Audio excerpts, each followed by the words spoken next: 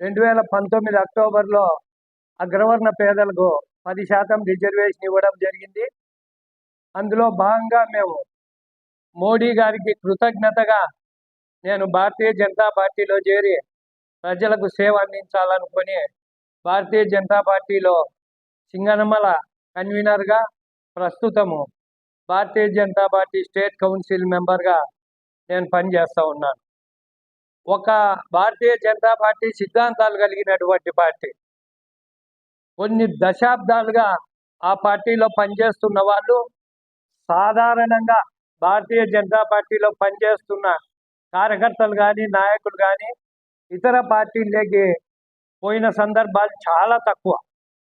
కానీ ఈరోజు భారతీయ జనతా పార్టీని కొంతమంది కుహన శక్తులు భారతీయ జనతా పార్టీ సౌత్ ఇండియాలో బలపడుతున్నటువంటి పరిస్థితుల్లో, ఇక్కడ తెలంగాణలో, అదేవిధంగా కర్ణాటకలో, తమిళనాడులో, కేరళలో అన్ని చోట్ల భారతీయ జనతా పార్టీ బలపడతా ఉంది. కానీ ఆంధ్రప్రదేశ్లో మాత్రం భారతీయ జనతా పార్టీ బలపడకుండా కేవలం కొన్ని శక్తులు అడ్డుపడతా ఉన్నాయి. ఈరోజు ఈ ఎన్నికల నేపథ్యంలో ప్రతి ఒక్క కార్యకర్త ఏమనుకుంటాడు, రాజకీయ పార్టీలో ప్రజలకు సేవ చేయడానికి వస్తారు. అలాంటిది భారతీయ జనతా పార్టీ లాంటి ప్రపంచంలోనే ఎక్కువ మంది సభ్యులు కలిగినటువంటి పార్టీ, దేశంలోనే ఒక శక్తివంతమైనటువంటి నాయకత్వం ఉన్న అటువంటి పార్టీ, అటువంటి పార్టీలో దశాబ్దాలుగా పనిచేస్తున్న వాళ్ళందరినీ విస్మరించి ఈరోజు ఏకపక్షంగా తెలుగుదేశం పార్టీతో పొత్తు పెట్టుకోవడం జరిగింది. ఒకవేళ అది రాజకీయ ప్రయోజనము, జాతీయ స్థాయిలో, రాష్ట్ర స్థాయిలో నాయకుల నిర్ణయం అయితే కానీ భారతీయ జనతా పార్టీలో దశాబ్దాలుగా పనిచేస్తున్నటువంటి అనంతపురం జిల్లాకు చెందినటువంటి విష్ణువర్ధన్ రెడ్డి కానీ, సోము వీర్రాజు కానీ, జీవీఎల్ కానీ, అదేవిధంగా మాధవ్ కానీ లాంటి పెద్ద నాయకులకు ఈరోజు సీట్లు ఇవ్వడం లేదు. ఎందుకు సీట్లు ఇవ్వడం లేదు అంటే వాళ్ళు జగన్మోహన్ రెడ్డి మనుషులు అని చెప్తా ఉన్నారు, వాళ్ళకు కులాన్ని ఆపాదిస్తూ ఉన్నారు.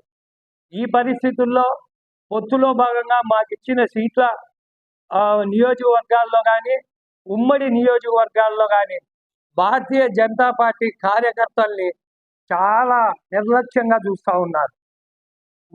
మేము వాళ్ళ వెంట తిరిగితే ముస్లిం ఓట్లు పోతాయని కొన్ని చోట్ల మాట్లాడుతూ ఉన్నారు. మేము ఈరోజు చెప్తా ఉన్నాం, ఆంధ్రప్రదేశ్లో జగన్మోహన్ రెడ్డిని ఎదుర్కోవడం చేతగాక చంద్రబాబు నాయుడు జనసేన పార్టీని, బీజేపీ పార్టీని సెక్యూరిటీగా 90 రోజులు లీజుకు తీసుకున్నాడా అని మేము సందర్భంగా ప్రశ్నిస్తూ ఉన్నాం. అనంతపురం జిల్లాలో మైనార్టీకి చెందినటువంటి ఫయాజ్ బాషా అనే వ్యక్తి 3 దశాబ్దాల నుండి పార్టీలో పనిచేస్తూ ఉన్నాడు, ఎమ్మెల్యేగా కూడా నిలబడినాడు. అదేవిధంగా వెంకటేశ్వర రెడ్డి తీసుకో, చంద్రెడ్డి శ్రీనివాసులు తీసుకో, చాలామంది మహిళలు, అదేవిధంగా తాడిపత్రిలో అంకాల్ రెడ్డి తీసుకో, వీళ్ళందరూ ఎమ్మెల్యే బరిలో ఉన్న వాళ్ళే. చిరంజీవి రెడ్డి వీళ్ళు కాదని మన జిల్లాకు చెందని వ్యక్తికి ఈరోజు సీట్ ఇవ్వడం జరిగింది. అంటే ఎటువంటి పరిస్థితుల్లో భారతీయ జనతా పార్టీ ఎక్కడైతే నిలబడుతుందో అక్కడ ఓడిపోవడానికి తెలుగుదేశం పార్టీ పనిచేస్తూ ఉంది అని అందరికీ తెలిసినటువంటి విషయం. ఈ పరిస్థితుల్లో భారతీయ జనతా పార్టీలో దశాబ్దాలుగా ఉన్నటువంటి కరుడుగట్టినటువంటి భారతీయ జనతా పార్టీ నాయకులు ఎవ్వరూ మదన పడతా ఉన్నారు. పార్టీని వదిలి రాలేక, పని చేయలేక మదన పడతా ఉన్నారు.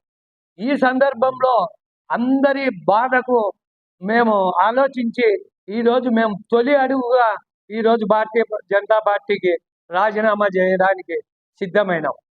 మేము రాజీనామా చేయడం ఒక విధంగా మా పార్టీలో కానీ, మా పార్టీలో తోటి కార్యకర్తలతో కానీ, మా పార్టీ రాష్ట్ర జిల్లా నాయకత్వానికి కానీ ఎటువంటి వాళ్ళ వల్ల మాకు ఎటువంటి ఇబ్బంది లేదు. వాళ్ళు మాకు సముచిత స్థానం ఇచ్చినారు.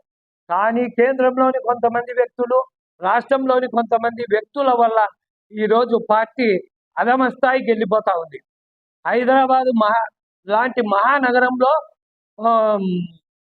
పాత బస్తీలో ఈరోజు మాధవి అనే ఒక మహిళను నిలబెట్టి ఈరోజు ఎంపీగా హైదరాబాద్లో కాషాయం జెండా ఎగిరేసే పరిస్థితి.